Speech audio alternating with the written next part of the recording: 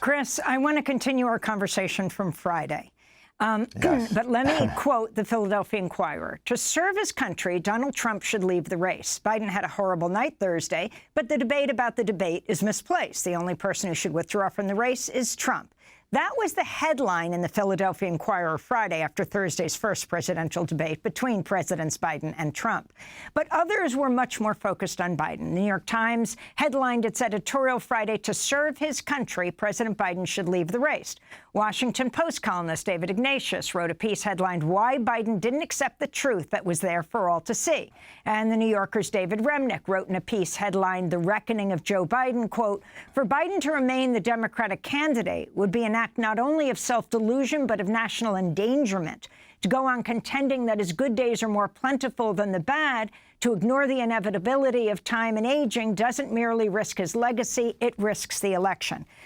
Chris, you've been following all of this. President Biden was supposedly hunkered down at Camp David with his family to make a decision on this. Apparently, though, they were there for an Annie Leibovitz family shoot yesterday, a photo shoot. Talk about the fallout.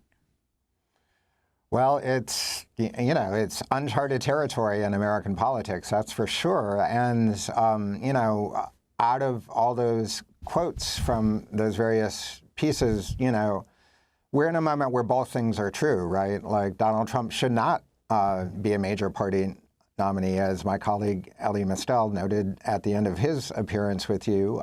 He tried to overthrow the government. That's kind of it's not upholding the Constitution, which is in the oath of office. But the Biden situation has not improved after a week of reflection about the future of the campaign. It appears that the Biden and his inner circle of advisors are doubling down. They're going to proceed full steam ahead. And, this is after a CBS poll in the wake of the debate found that 72% of Americans don't think that Biden is cognitively up to the job of being president. I don't know how you battle back against that. Gretchen Whitmer, who is governor of Michigan, reportedly called Biden's campaign and said Michigan is no longer really in play for the president, which, it's important to pan back and realize the reason this debate happened when it did was the Biden campaign was taking the risk that it would turn things around, especially they've been trailing in all the swing states, which, as we know from bitter experience, is, regardless of the popular vote, a ticket to losing the election. So we have 5 seconds.